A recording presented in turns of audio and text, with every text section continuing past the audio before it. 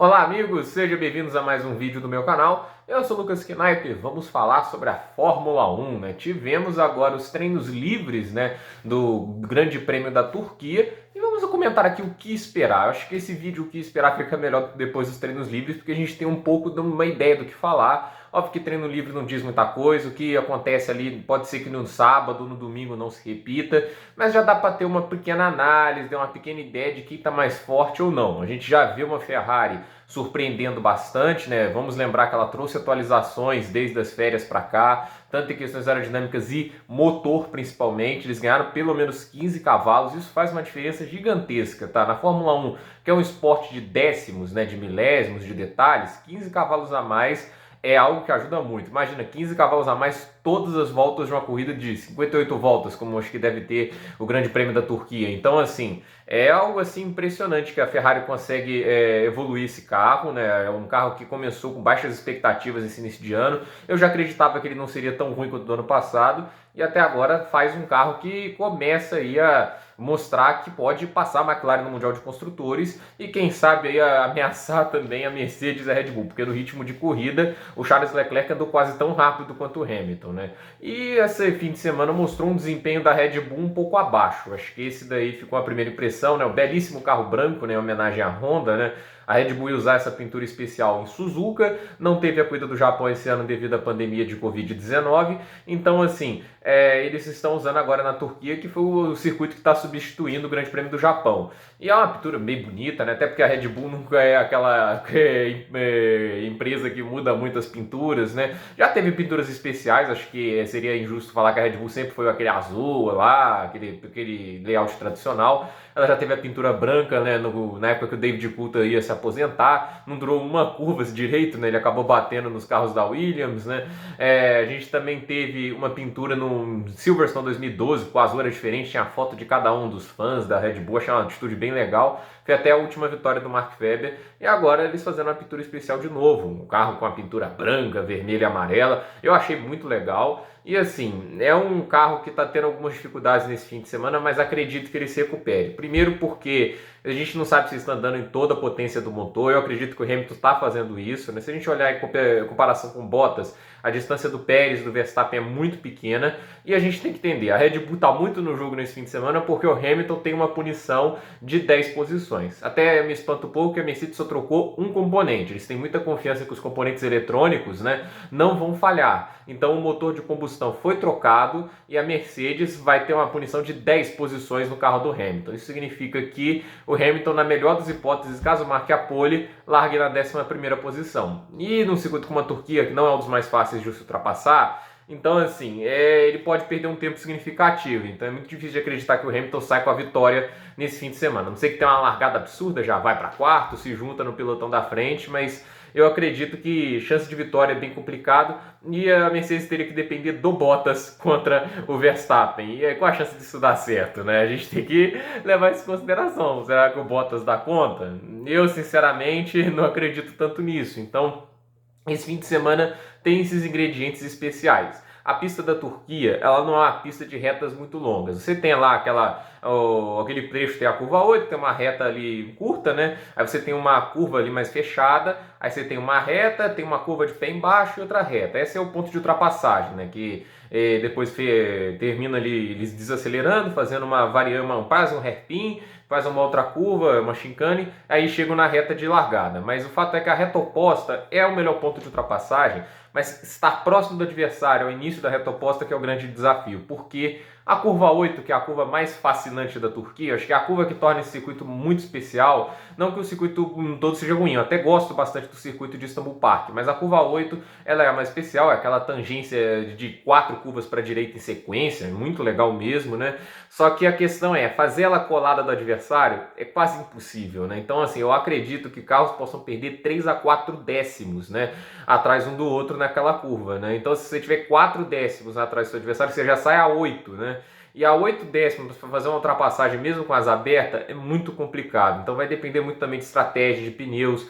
Por isso, assim, até acredito que a Mercedes, pensando nisso, não trocou todo o motor, aproveitando que é a largada do fundo, né? Eles falaram, não vamos trocar tudo porque vai ser difícil de recuperar. Eu acho que tem sido talvez essa ideia que a Mercedes usou, porque eu acredito que ultrapassagens nesse circuito não vão ser tão fáceis. Ano passado teve chuva, isso é totalmente diferente, né? Você tem uma diferença muito grande, porque a aderência da pista vem muito do lado mecânico, como os pneus estão, né? Com o desgaste dos pneus. Então a chuva embaralha as coisas e ela não deixa assim a comparação muito real. Então a questão eu acredito que em pista seca, e é a previsão para a corrida, né? Classificação tem uma chance de chuva, mas a pista seca é a previsão da corrida. Eu acredito que vai ser difícil de ultrapassar e o ritmo de corrida aí vai ser bem importante, estratégia. Eu acredito que o Hamilton tem muitas dificuldades para vencer essa corrida, largando de 11º para trás. Então vamos ver como que o Hamilton vai conseguir se recuperar, mas não dá para duvidar de um heptacampeão mundial e do único piloto na história da Fórmula 1 que já ganhou mais de 100 corridas. Então assim, o Lewis Hamilton é um piloto que você não pode duvidar. Até agora a gente teve também um fim de semana que o Verstappen está com dificuldade de se encontrar. Não é comum ele perder tempo para o Sérgio Pérez, né? O Pérez pode estar melhor nesse fim de semana. Segundo a Mariana Becker, eles estão testando configurações de asas diferentes, né? Eles estão usando uma asa mais fina no Pérez, o que dá velocidade de reta a mais. Eu acredito que eles estão pensando assim, esse carro é muito difícil de controlar na mão do segundo piloto, porque ele é muito arisco, sai muito de traseira. Já que sai muito de traseira, vamos tirar a asa dele, né? Acho que ele não vai sentir tanto essa perda e vai ganhar tempo nas retas. Acho que é isso que eles estão pensando, né, no carro do Sérgio Pérez, né? E assim, ele tá ganhando tempo nas retas, né? O carro dele tem sido muito rápido no segundo setor. Então vamos ver aí se esse tipo de modificação deixa o Pérez mais confortável. E assim, o Pérez até agora tem andado bem, né? Ele é um cara que costuma crescer durante o fim de semana, então pode ser que ele esteja bem competitivo no sábado para colocar o carro pelo menos entre os primeiros colocados. Se ele está em quarto, ele está no jogo, na briga pela vitória. A gente já viu isso na França, a gente já viu isso em várias corridas, que quando ele largava ali junto dos principais, né, dos carros da Red Bull e da Mercedes, ele conseguia seguir no ritmo de corrida, ele conseguia atacar, estender as paradas, então ele se torna um ingrediente a mais. E neste momento, com esse quarto lugar dele no treino livre, mostra um sinal positivo, né? Já teve treinos livres que ele ficava mais para trás, então acho que o Pérez está no jogo sim. Isso é claro se não houver condições adversas onde ele não está se dando muito bem nas classificações, mas o fato é que eu acho que o Pérez pode ser um ingrediente extra nessa corrida e eu acredito que o Verstappen deva se recuperar. Com o fim de semana você vai se ajustando, você vai conseguindo se encontrar melhor com o carro, né? E o Max Verstappen é um gênio também do automobilismo, ele consegue tirar tempo assim de uma maneira impressionante. Vamos ver, mas não é o início mais animador para a Red Bull, mas como eu disse, eles podem estar poupando o motor, pensando em não trocar mais componentes, não ter que encarar mais punições. Então assim, acredito que a Red Bull ali seja mais conservadora nos treinos livres e dê o gás total amanhã, quando realmente importa, na classificação e no terceiro treino livre, que você já está ajustando o carro para